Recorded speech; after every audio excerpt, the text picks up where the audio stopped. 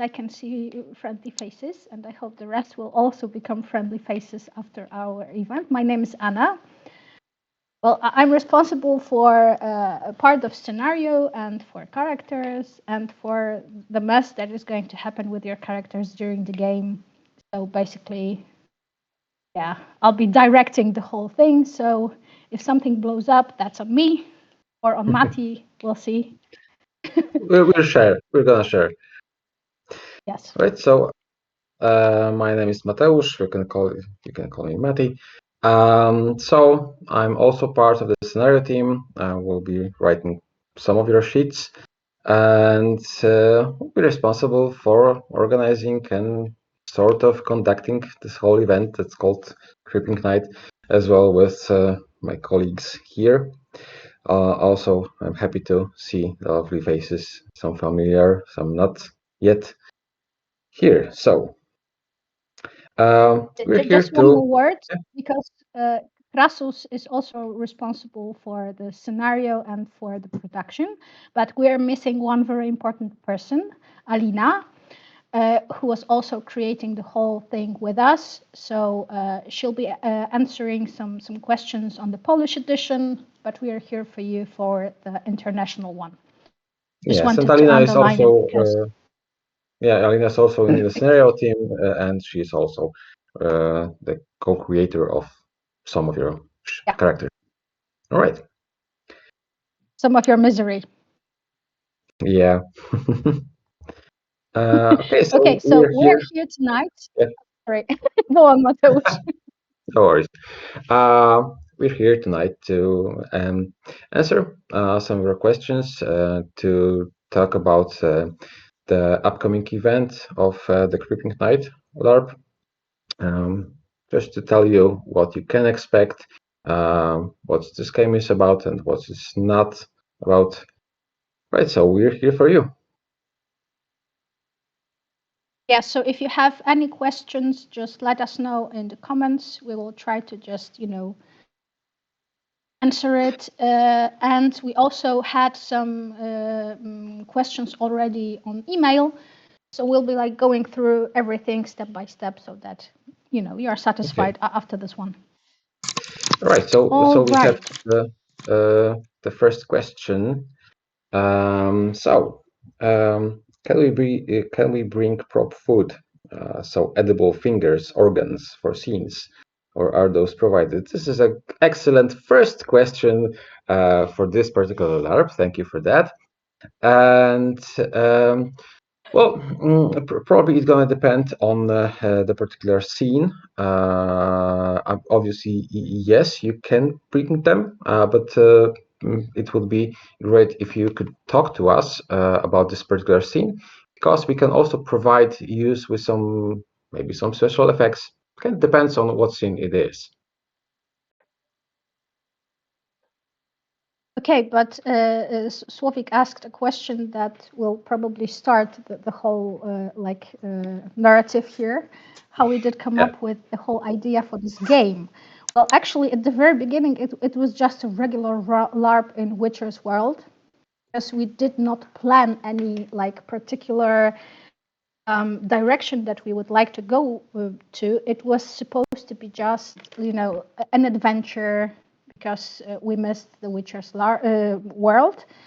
But as we were coming up with ideas, we decided that we need some sort of anchor, if you can call it.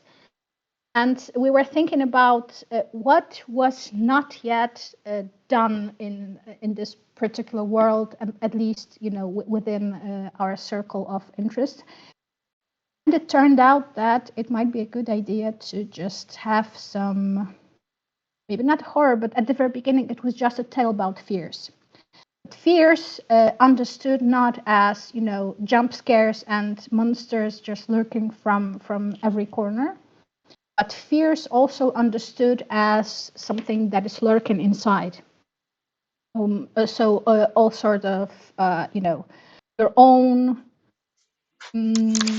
scary things that might come from within and not from the outside. And we decided to just go into the world from the perspective of the characters, like in the world and from the outside. So giving you a lot of events, a lot of things that might also interact with your character during the game. Because we decided that it might be interesting for you not only to have an adventure in a way, but also to have like inner journey that your character can come up with. Okay, guys. Matti? I think that you can just focus on answering questions, and Great. I'll filter the questions and remember about them for you. So go ahead and talk, Matti. All right, so let me just double check on the next question that we have in the chat. Hold on. I thought that you want to Sorry. answer. I can be your like host. Meg told me to be like more professional, so that's what I'm going to do. And you can lead the questions to me. Oh, I thought that okay. you wanted to expand on what Anna said. But, well, just a little add-on that as we created the game, this was a whole lot of process, finding and developing layers on layers upon that. The story, how players can contribute to the story, how the character sheets can contribute to the story for the players, involving fears, anxieties, and all other emotions that you as players and your characters can feel during our LARP. Okay. Mm-hmm. Because what Matti said is important, layers on layers. Because you've got like your personal layer of your character that you can play on, so all sorts of relations, anxieties, fears, and so on. There is also like a top layer of working and playing on the group's interactions, because as you know, there are certain groups that are like appearing in the Quiet Nook.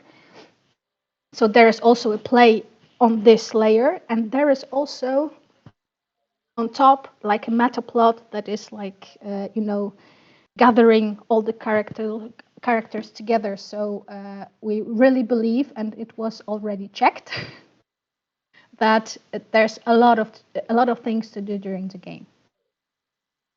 Okay, so maybe more on that note, what exactly do you do during this game? That's a general question, so we're starting with those, and we'll jump back to the questions from the chat in a minute. So what activities can characters from different groups engage in? Okay, so first of all, your character has a life, a sort of thing that keep them going. So for example, for the Flaming Rose Order, it's, to go around and burn witches. No, just kidding. To go and spread the holy fire's word or message. For the Royal Guards, we've got like actually guarding the road and so on. For the Nookers, every single character has got their own things to do. But this is just like a tiny bit of what you can do, like your everyday life in a way. But there are a lot of connections and relationships between the characters. The characters are pre-written, so basically every single character is connected to others through some sort of shared history, or they met somewhere in the past. They had some sort of past together. There is a lot of things you can do together just because you know each other or have some sort of relationship. There are also events that are pushing the game forward, that are trying to involve all the characters in the meta plot or in the smaller plots and histories that appear during the game. So yeah, these are all the things you can like dive into. You're on mute, Kuba. Krassos, you're on mute. sorry, you said about that there are events that are involving everybody. Is it like a pause the game, now we are having an event type of events? No. Or do they happen? No. Tell us more about it. We know those sort of events from other games, but it's not like that. We try to implement all those events in a natural way. So if you happen to be in a certain place in a certain time, you might be involved in some sort of activity that is happening. But we implemented so many of those events that I don't know if there was ever a character that was not involved in something. I don't know. I don't think so. Help me out. I don't think so that there was a character that was not involved in anything. Also, maybe this is also important that some events will just occur, and people who will be there around there just will be part of the event. Some events are maybe a little bit more dedicated to some group, but it's up to you, the players, how you will interact with this event. If you will tell other players in game, other characters about this event or not, or sort it out yourselves. The events provide you with some extra layer of experience from the game, which you can play on even further. Plus, there's also a possibility for you, the players, to come up with an idea for an event or ritual or something that you can come to us, to orgs, and we can help you with organizing it during the game.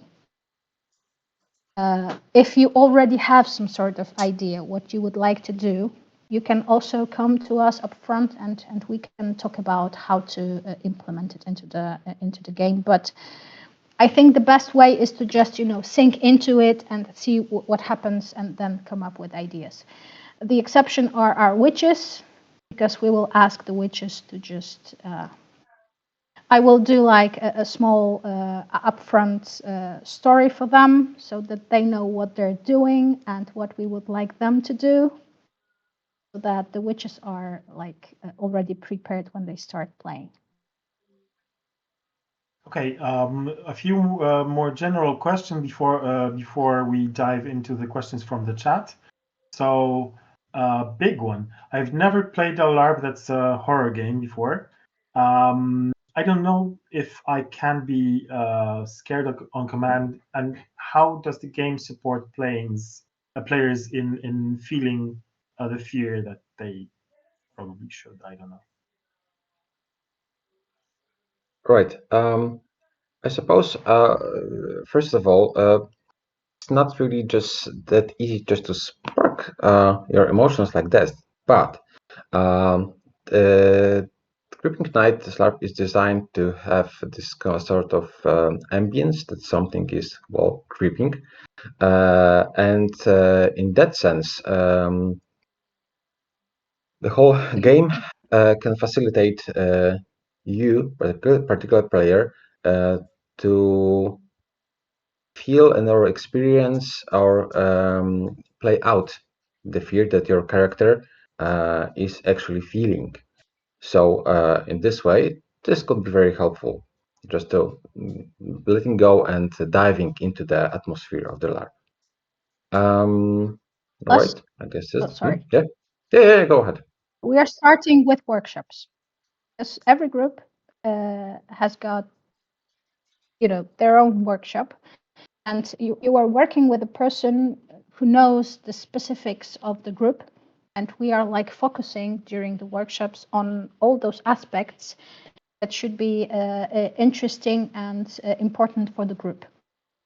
So for example, the Royal Guard, that they are sneaky bastards and that they are not afraid to betray one another. So one of the aspects of playing this game is the fear, from stabbing you in the back, and the stabber would be your friend. right? So this is one of the things that we are coming up with during the workshops, explaining the dynamics inside a group. You can also talk to us about your specific character when you already have your character sheet, so that you can understand better the design behind the character. But what's important, we left a lot of space for you to develop and to portray the character as you wish, because we didn't want to make you play the character 100% as we created it. We are just giving you hints, giving you tools, but at the end of the day, the shape of the character that you're going to portray, it's your own doing, your own idea, in a way. But it'll be easier to understand when you get the character sheet, so that you see what exactly is inside and what sort of hints we are giving. So there are workshops. Yeah, go on. Yeah, just something that came to my mind. Well, during the game, if you have some questions about your fears, your character's fears, how to portray them, where to find them, you can also come to us, the organizers, and we can help you out. Just talk how you what you can do as a character, how you can play it, what can you focus on now that you know the sheet, plus some of the events of the game. Plus the events I was talking about. I mean, these are the sort of events that are leaving you uneasy inside. For example, like a hanged man, or like a ghost, or maybe something burning somewhere. I mean, I dare you not to feel the creepiness of this place when you see this sort of things. So these are also those things that we are putting inside this whole bug, that you can actually feel the creepiness of Quiet Nook. Okay, a question that I guess, is quite tied into the general area of the game before we dive into a few practical questions that are very interesting that you've posted. Is this a one-shot game, or do you plan it as a season? Will there be a continuation? That's a question that I would like to have an answer to. Yeah, go on. Yeah, so will there be a continuation? I'm interested in that also. Oh, you're interested. Yes. I mean, when we were creating the game, we did not plan any continuation. That was supposed to be one-shot game. Well, just because, as you mentioned, it is not that easy to create this fear, anxiety in you while you're playing, and we were afraid that when we just try to overdo it and repeat it a couple of times, it will lose its uniqueness in a way. And that was one of the reasons behind the one-shot game. Actually, I never thought about doing the second part. I don't know, Matti, how about you? But I mean, who knows? Yeah, who knows? Plus, I'm thinking because also there's this idea that you, the characters, the players, and in game the characters contributes so much on the plot, the whole plot. So it wouldn't be that easy to continue each of our, let's say, for the time being, polish runs, and distinguishing what happened in this run and in that run. I don't know. Maybe this is also important to say that yes, Creeping Night LARP is a story about fear. Obviously, this is not this only emotion that you or your characters can feel during the LARP. This is not the story only about fear. It's about the variety of emotions. Sure, fear, anxiety, sense of something creepy lurking behind every corner will be probably dominant, but not the only one. Yes, because your characters can fall in love, can fall out of love, can feel betrayed, can feel like hyped, or you'll see yourself that your characters are not like one layered, because we like this cake built not only for the game but also for your characters. But and what I wanted to say, Creeping Night at the very beginning was a 1 day shorter game. But after 2 Polish runs, we decided that so many amazing ideas came up from players and from us. While we're being like,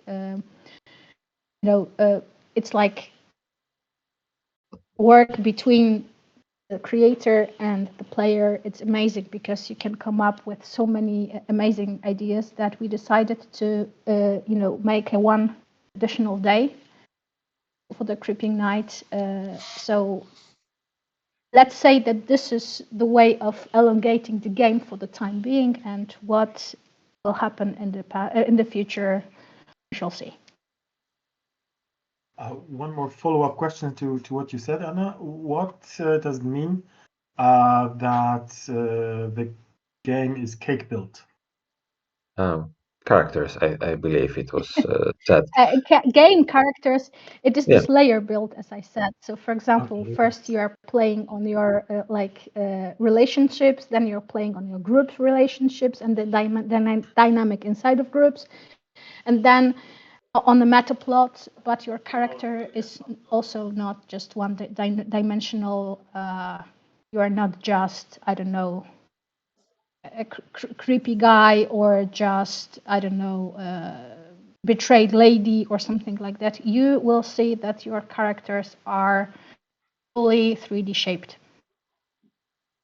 Okay, so I think it's enough general questions for a while. We'll jump back to general questions in a minute, but there's a lot of practical questions regarding costumes and lodging, so let's dive into those. First, maybe costumes.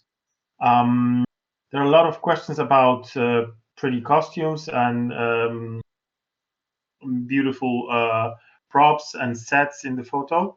And what do I, as a player, need to prepare for myself? And what are you providing for the players? What's the do you provide any costumes? No, we do not provide any costumes. We can advise you, and we can show you the direction with the costume creation, but we are not providing any costume. Regarding the things that we are providing, this is the setting of the fantasy village, which is amazing, and it gives a lot of this feeling of the actual village. That's amazing. Yeah. As for the costumes, we have the Pinterest board. We will publish it in time. And if you have any particular questions about your costume or your prop, you can ask us via email by sending the pictures, or just asking us, and we'll gladly help you out and provide our advice.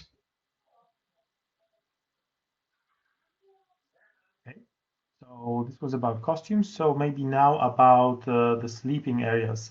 Are the sleeping areas in-game grounds, or is it an off-game area? And on top of that, which area is for which group? Can you tell us more about that? Okay, so a part of the sleeping area is in-game, and the part is off-game. At least it was like that. Krassos just, tell me if I'm wrong, but you're sleeping with the group that you are in. So basically, the Order of the Flaming Rose is sleeping in the castle. The guards are sleeping in the castle. They share the space. Because, yeah. For in-game reasons. Armor, so they wear armor, so they want to help each other out. There is an in-game area for Hansa prepared in the forest, but you don't really have to sleep there. You can if you want, but you don't have to sleep there. You can use a different off-game space. The villagers have got their own huts. For example, the blacksmith and her daughter are sleeping in the actual forge, which is nice. Yeah. Forge, yeah. So basically, we are giving you the space that you can use in game and off game for sleeping and for game usage. We will provide you like a list of where you're sleeping, but it's not that important at this moment. You will definitely find out prior to the game. Yeah. You'll find out, yeah, on site. Probably so, a bit before that. Okay, so back to costumes. The questionnaire mentioned that our costume might get destroyed, and would it be a problem? Does it mean that my costume will get destroyed, or that is only character or scene related? No, we're not planning to destroy any costumes. We are just asking how much for you, a regular person, would be a problem, just to make sure, just to know that, just for safety measures, so to speak. It's up to you how you will act. What would you do to that costume of yours or not? For example, we had a guy who decided that it's a great idea to just dive into the pond that is in a village. So, I mean, we cannot stop you from doing things like that. But No. please be advised that you have to know how to swim before you dive into water, okay? Okay, so about horrible things happening to you, will there be a person that is helping to apply makeup or special effects? Will you assist in any way in wounds, scars, blood, or stuff like that? Yes. And no. Yes and no. Yes. Because all right. Leita is coming Okay, with us. Leita is coming with us, right? She's coming with us. She's an artist. Yes, she does the makeup. She does the scars and bruises and things of that, things like that. But these are things game related. So, for example, if somebody beats you up during the game and you need a bruise, you're coming to Leita and she's helping you. But if you decide that you want to start the game with a couple of bruises and so on, there will be a self-assist or I don't know, do-it-yourself DIY set of makeup thingies so that you can use and you can bruise yourself. For bruises, for dirt, or whatever you like. All right, because dirt is very important for us. Yeah. Villagers should be dirty. You don't have to be pretty. You actually even have shouldn't to be a bit like worn out and smelling with lavender. So. Okay, horrible topics continued. Death for sure is a part of fear too. What are the chances about our characters dying? And what after that? Okay. Matti, do you want to say something about it? Sure. Well, first of all, this is quite important, that death of a character is up to you, the player. It's up for you to decide whether your character dies or not. And this is quite important. Obviously, there's this rule that's universal to many LARPs: don't be an asshole. So, for example, going with the sword swinging around villagers, let's say, just to kill most of them, this is not a good idea. This is not a fun game for anyone. But for you as a player, it's up to you whether you die, you get wounded, you get bruised, or anything like this. Right. What? Anya, do you want to add something? If you actually decide to die, there is a possibility for you to go back into the game with a different character, but we are not providing any additional character sheet. So you're gonna have to like grab the flow at the spot. So basically, what we would advise is to wait with your death until the end of the game. But we promise you that the ending of the game is like interesting enough for you not to just stay in your tent or in your hut, but to actually join it, even if you are like villager number 48 and you just went back for 15 minutes. This is the promise, because like, yeah, it's really it's a really nice ending with the players have got 100% influence on how the game ends. And let me Exactly. leave it like this. Maybe let's go out from this difficult topics to a lighter one. Tell me about breakfast. The breakfast is served before the game starts, or how does it work? Breakfast is I served in game. Costume? Yes. Mhm. It's served in game, in costumes. All the meals are served in game and in costumes.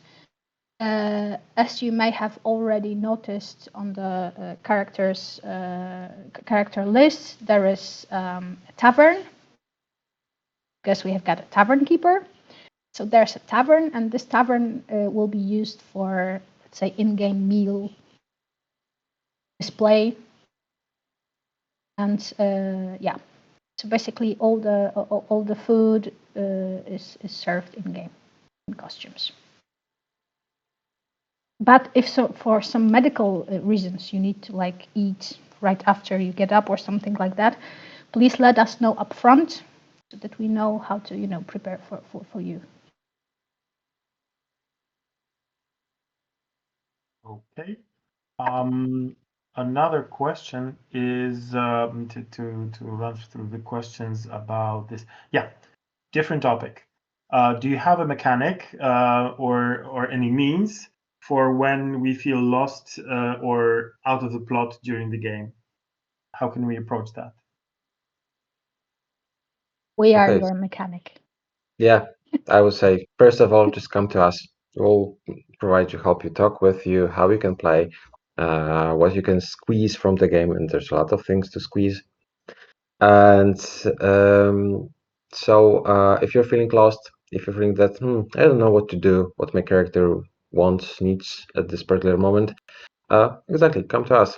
We'll aid you swiftly. It happened a lot of times that people felt a bit lost, because it's really a lot, potential in this game. But usually 10 minutes of a quiet talk with us, and they were scared enough to just follow what we said. So I'm just joking. This is not a story about this sort of fear. But please come to us, and we will try to help with it. Okay, on a similar note, but with a more safety-oriented topic, can you give us a more precise or straightforward difference between red and cut mechanic?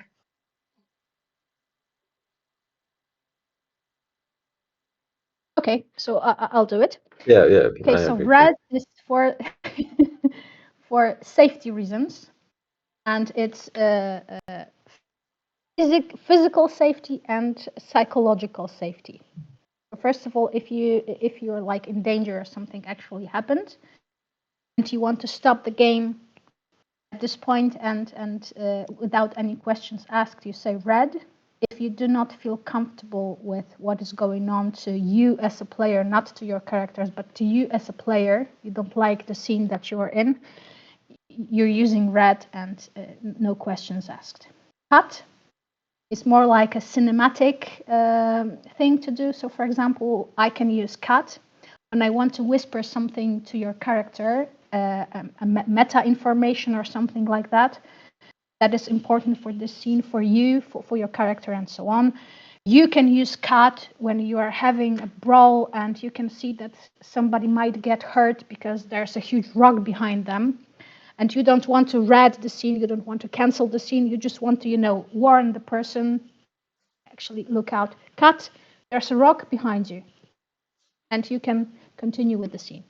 So that's the difference. So maybe I will make it like easier. After red, you are like canceling the scene in a way. After cut, you can go back to the scene and you can play along. Yeah. Okay. So is there a mechanism for controlled escalation of play? You've told about red to stop some play, but can you escalate the game in a way? Yes. We are using yellow and green, but in a slightly different way that most of us are probably used to. Because while I'm saying green, it means that I want to escalate the scene. This is an information for my counterpart that I am ready to escalate things. And if my counterpart wants to escalate things with me, they know that I am ready for it. So we're expressing our readiness, not trying to make the other person to just be ready for what is going to happen, right? Because usually it's like green, green, and then we are escalating. When I say green, it means that you can do more to me. When I say yellow, it means that it's enough for me, let's leave it on this level, and even take a little step back. Because if I am yellow, it means that I am near to my limit. And I might not be comfortable with, continuing this this way. Are those safety words or meta mechanics? Are they going to be described in the LARP guide? Because they are not in the LARP guide. They are. No. They are in the LARP guide. They are not. No. Just checked. No. They were supposed to be there. I think they were cut. They were cut Really? out. We decided to go with just red and cut those safety words. What have you And done with our game? yeah, No, we I'm talk about kidding, this. guys. Sorry. Yeah, we did. Yeah, okay. We try to escalate the scene by the flow and by the safety gestures that can help you. So safety gesture is these are described in the LARP guide. Asking a question if a player is okay, and the player can answer it's okay, so not really okay. And by these measures, we can check if the escalations is going in the right way, that both players or all the players involved in are happy with.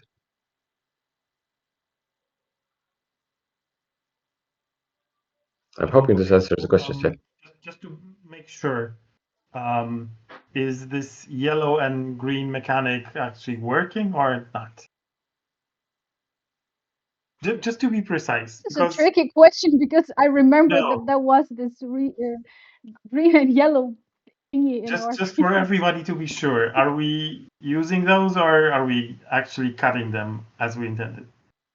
Yeah, we're cutting them. Okay. Now I remember what we agreed on. Yes, because we did have them, and now we decided in this run and the Polish run. Yeah, just don't listen to them. 2024. Okay. To cut them Similar out. questions, one from the email and one from our chat. I want to bring a friend to the game. Is it a good LARP for a beginner? Or may I play as a noob, just go with the flow and follow the main quest? Is it possible?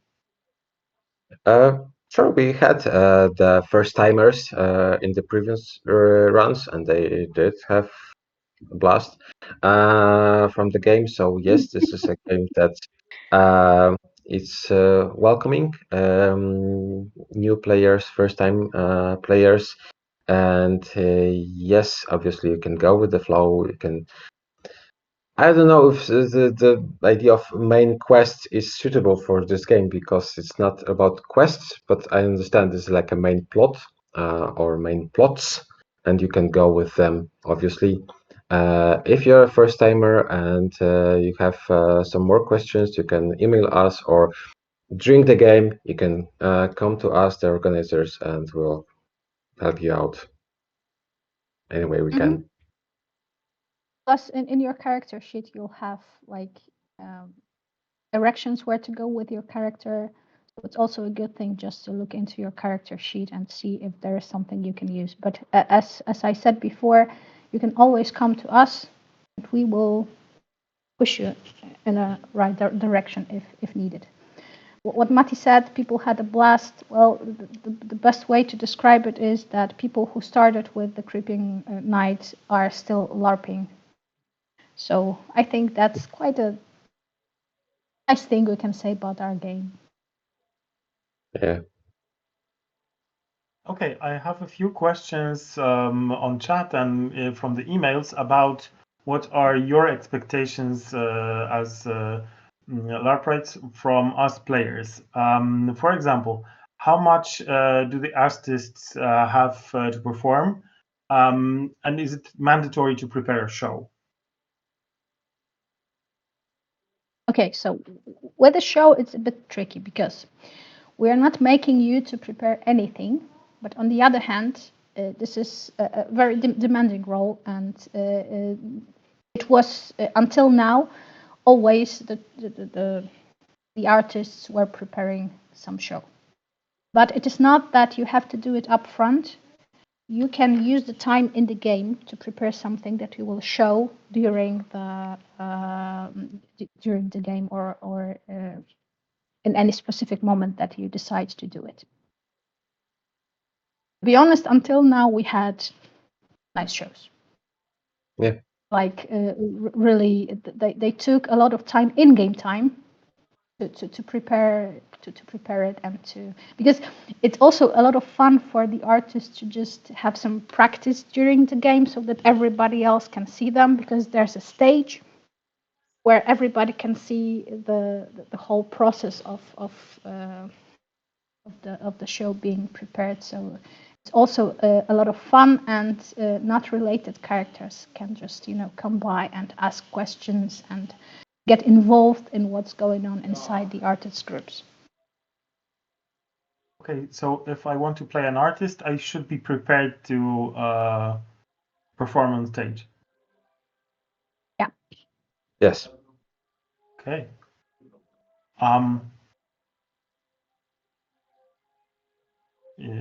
Yeah, another question. It was advised to go for contacts or LARP glasses for immersion. Should tattoos also be covered by clothes or makeup?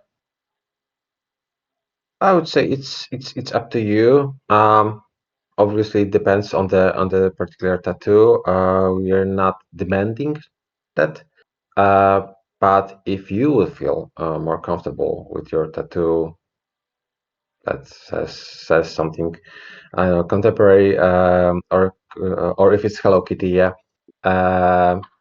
that's obviously up to you. That you will feel comfortable having, let's say, like a piece of cloth wrapped around it or covered in some sort of makeup. Okay. Yeah, but Christian's right. Hello Kitties, motorbikes, or I don't know, things like that shouldn't be really visible, because they are messing up the immersion. We're in the Witcher's world. Okay, so about some expectations from us players. How well do you need us to know the world of The Witcher to play this game comfortably? And why did you choose this setting in particular to tell us a story about fear? So first, the first part. I would say it's a little bit depends on your particular character, but overall, we are not expecting you to be an walking Witcher encyclopedia. Hard word. So you can know just a few things, because this game is not about the political state of the whole continent or numbers of soldiers in armies of Nilfgaard versus Temeria versus Redania, whatever it is. It's not that important to know a lot of things about the Witcher world. As for the second part, Krasos, could you remind the second part of the question? Why did you choose this setting to tell a story about fear? All right. Because we're in love with it. Yeah. Fair enough. I mean, I'm in love with it too. Yeah, well, me too. But also, Alina as well. But also because Witcher World is quite known because of the books games, and secondly, it's because this world has this sort of dark fantasy ambience in it, so we could express our ideas of playing on creepy, fear-generating plots or events that are happening. So the Witcher World No, Christian, no was Netflix perfect. show. No. Yeah, I'm not. I didn't even say it. I'm not saying it as well. Christian withdrew with Yeah, movement. But I'll double down with a question from Stefan. How well do you need to know the background of the other characters from your respective groups? You say we don't need to know the lore so much, but how about the in-game information? And any advice you've from got you? it in your character sheet.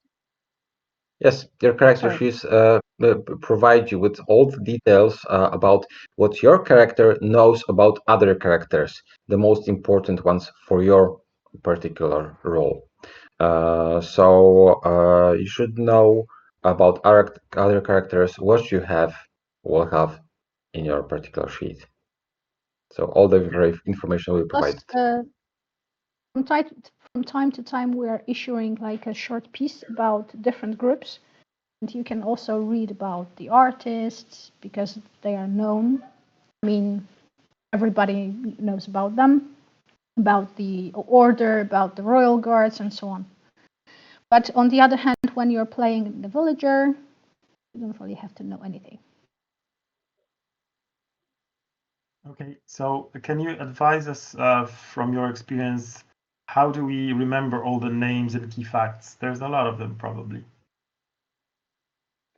I would say it's just the same as you go, for example, to your workplace, and sometimes, oh, there's this guy, the bald guy with the beard. What was his name? Oh, this one, right? Sometimes you just forget names, you as players. The same can go for your characters. Sometimes you just forget the names.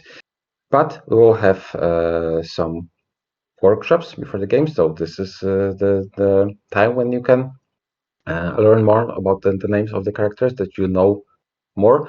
Plus, before that, we will have groups for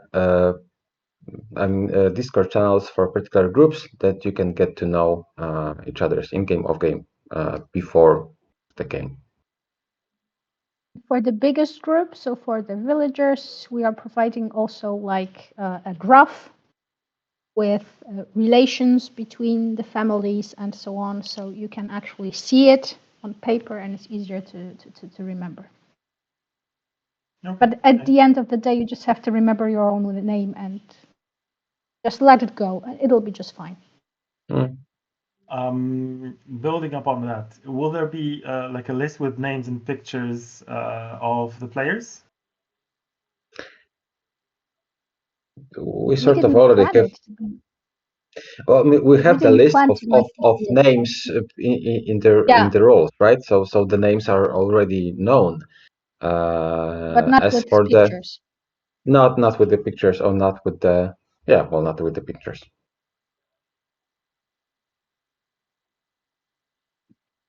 Okay. I can see question from Sarah is here because she has to go. Yes, that's what I wanted to jump back to, because that's the last question from the chat. We have 2 more from the email.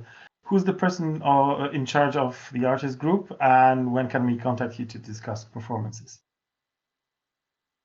Well, there was no particular person dedicated for that, but yeah, you can contact any of us, to be honest. And if we cannot just do it like on the spot, we will redirect it to any of our 4. So no worries. Just contact whomever from our group.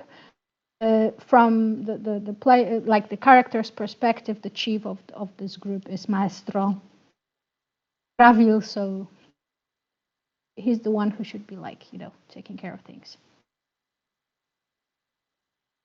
Okay. Different question on a different topic. Sorry, but I need to pacify my my favorite cat. Animal. How many NPCs do you plan to have? Well, we don't have long-term NPCs. That's the first Yeah, thing. this is the most important. In this game, we don't believe in them. We do have a couple of people, the crew, helping us with NPCing, short-term NPCing, and with, let's say, the technical maintenance of the game. So every time you see a person, a different costume is a different character. And that's the only thing you have to remember. So this LARP is not NPC driven, it's players driven. And we're just helping you with adding some sort of events so that you can work on it. So the rituals will be conducted by actual witches, so the players. The Flaming Rose will be, going around the commander and his crew. Hansa will have to deal with their things by themselves without any particular NPCing, holding their hand and showing them what to do. But as I said, on the other hand, if you need any help, you can come to us and we will try to provide it. But I don't really remember how many people we've got on the crew. So Krassos, here you have to help me. I don't know. There's 4 of us. No, there will be more. Have on the run that I will be player, so. Oh, right. Because I don't know if you know, but yeah, this little traitor here decided to play with you during this run. So I'm gonna have to find me like a second producer because I already have one great producer, Julia. And we're gonna have to find yet another one who's going to replace Krassos because Krassos is going to have fun with you. Just so you know. Before we develop this topic any further, I would like to ask some drinking questions. And there are 2 major drinking questions. First, how do you pay for things that you ordered in? I think we should don't really know how it works in Fantasy Village at this moment.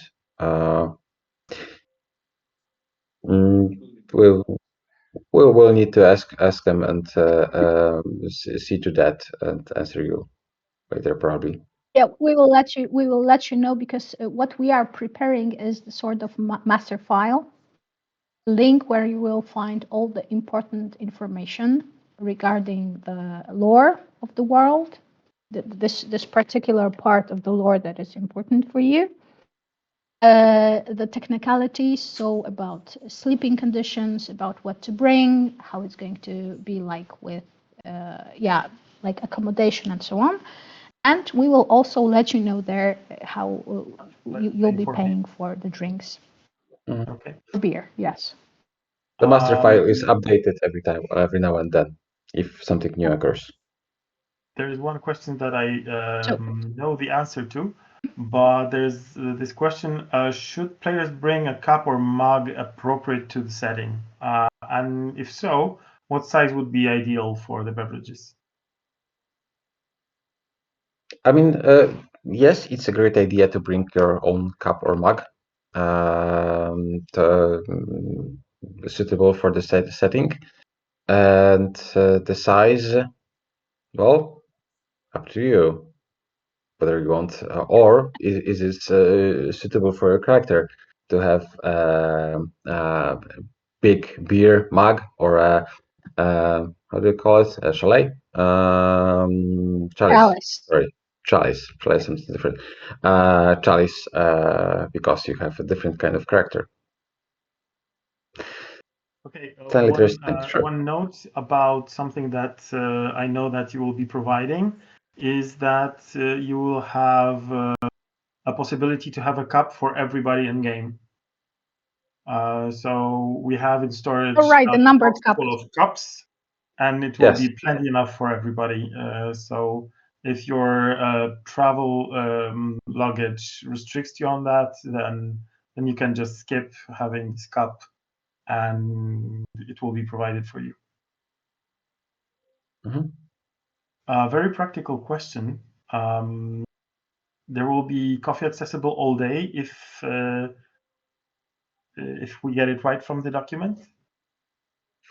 Let me just skip to that. Yes, coffee is not a joke, and it should be provided throughout the whole day, barring the small gaps between one pot of coffee getting ready after the other. So it's about half an hour, 40-minute gap between huge pots of coffee, as far as I know. Yeah, coffee is external bodily fluid, so you really need one. As far as I can see, we have to make a game about coffee, and that would be enough. Yeah. Thankfully, coffee was known in the Witcher world. We have referenced that about to coffee in books, so we can play it in game. It's all good. Okay. All right. I think we are running out of questions from the chat, and I think that we've covered most of the questions, barred from two from emails. So one more that was also asked on the chat, but I waited with it for a moment. How close are we to reaching the minimum number of participants? Where are we? We're not there yet. At this moment, we have 41 tickets sold, and we need at least 67 people. It's a minimum for us, because if we don't get it, then the game will not have any sense, right? Because the plots would be spread it too thin. So yeah. If you know people that would like to join the LARPing or never have done it or anything like that, we encourage you to just show them the DD and just let them ask questions because yeah, we would love to run this game this year for you. And hopefully, we will get the necessary number of players. So 20-something players more are required, right? Let's say 30, yeah. And we'll be like 30 would be perfect. Sure. Yeah. Okay. Are you considering maybe running the game with a lower number of players? Maybe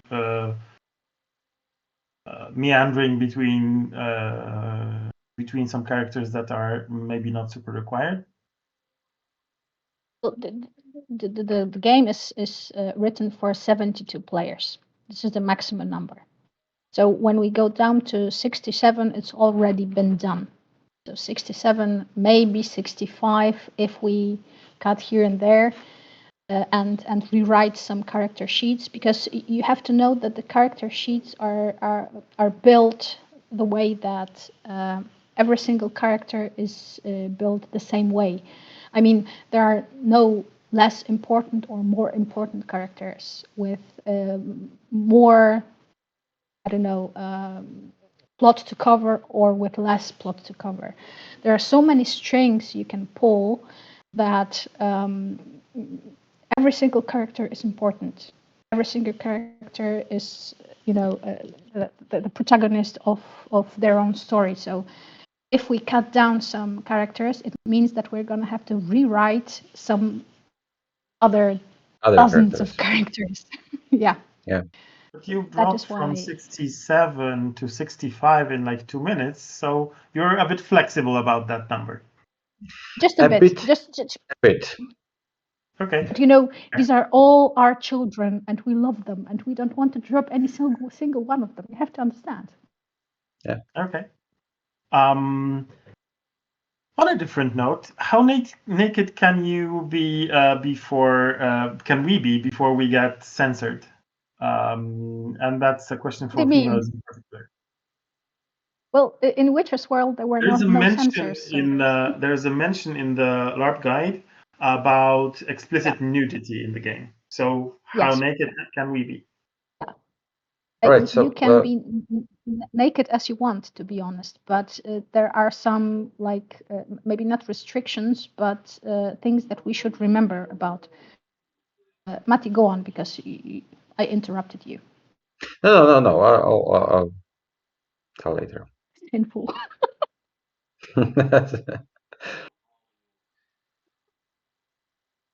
Well, there are certain scenes and certain places. I really don't think that playful. Okay, I don't really think that Christian and his order of Flaming Rose would be, running around naked. But I mean, I don't know how he's going to portray his character. But nevertheless, for example, don't be naked under armor. Yeah. Just a good practical advice. Wear something under your armor. So, you will not be censored. We just advise for the people who don't want to see nudity to just get out of the scene, that are not comfortable for them. This particular reason. We had, during the Polish runs, we had some nudity as well. We were just asked not to let a certain group of people, we were asked to allow a certain group of people to participate in an event that was created by the players. So we just did that, and it was fine. Yeah, this is something I wanted to add, that if a player has some problem with other players' nudity, this player can just leave the scene without interrupting some of the game for the others. So definitely up to you. So I think that we ran out. And frivolous witchers and villagers are advised. Nice. We also think it's nice. Yeah. Nice. Yeah. I think we're running out of questions. Maybe one or two more will come. Yeah, we have one more. Yeah.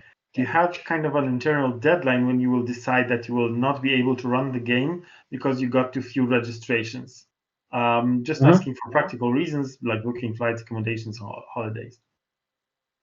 So we are selling the tickets until 26th of January. Am I correct? And probably this is the deadline for registration and our decision. And most probably, even if we don't run it this year, but I really hope that we will. Yeah, we'll come back with this proposal for you next year. Yes. But this is, just something that we'll be discussing later on in detail. So, yes, fingers crossed. Yes, mine are. Yes. But we are almost there. We are just a little shy of your limit, Anna. Okay. Question about costumes. How historically accurate should those costumes be? Not horribly much. I mean, we won't be super strict about that. Some modern parts, like visible zippers, maybe this should be covered, or materials. Or sneakers. Yeah, or sneakers and stuff like this. But we won't be that strict. However, if you have any questions about particular part of your costume, just send us a message, email, or via Discord. hopefully with a picture of the item, and we'll decide on the spot. So you can feel comfortable knowing that this is an okay thing to wear. Oh, and one important remark here. If you do have any health aids that you need, just, Yeah. I mean, it's just like totally normal that you bring it on, and nobody should notice anything, unusual about it. Yeah. Okay, so on a similar note, what kinds of shields will be allowed? Do all of them need to be LARP shields, safe for LARP combat, or can we bring some decorative shields that are not LARP safe? Providing that you will not use them, you can bring decorative shields. Yes, but just don't use them in any fight, because it could be really dangerous. Okay, I think we have a last question left from the emails. Why do you think it's worth participating in this LARP? And that feels like an ending question for us. Well, guys, I will be honest. I would love somebody to write this LARP for me to play. Why? Because as I said, it's very layered. So you don't have to play only on your character. You can play on like pulling strings from all over the place. That's the first thing. Second of all, I love Witcher's world. It is in Witcher's world, so that's a second thing. And another thing is that I love playing on very strong emotions. I am not, the let's say quest type of player. I prefer to play to the inside. So basically, this is a game for me, and I would love to play it myself. This year I won't be able because the rest of my crew is attending the game. So somebody has to has to actually run it. So yeah, maybe next year. For me, there are just so many layers, so many things to explore during the game, because now we have players that are coming for the third time for the game, for the Polish run, just playing different characters, so seeing the game from different angle, exploring the game from different angle, and the feelings of different characters from different groups. And this is probably the main reason why one should play this game, because there's so many things to explore, so many things to experience, which is probably the reason why I am also going to be the player for the game, but for the Polish run, not for the international one. For the international one, I will be the co-organizer and helping you guys experience this great game. Yeah, you can imagine this is the same game. This is the one shot, and people are playing it like for the third time. So yeah, it might tell you a bit about the complexity of this game. Yeah, I'm playing the game too, even though I know it from the backdoor side, you might say, and I'm super happy about it. I was planning to go and play as soon as the possibility came up. So I think that that it also speaks for itself. That almost all of us want to play in this game. That's probably it for the questions for tonight. Thanks a lot for meeting with us and for answering all our questions. And if you have more, just write us an email, right? Exactly. Okay. Okay. Hey guys, thank you for tonight, and hopefully see you in the Quiet Nook. Thank you very much as well, and see you in August, hopefully. Thanks. Thanks. Bye-bye. Bye bye.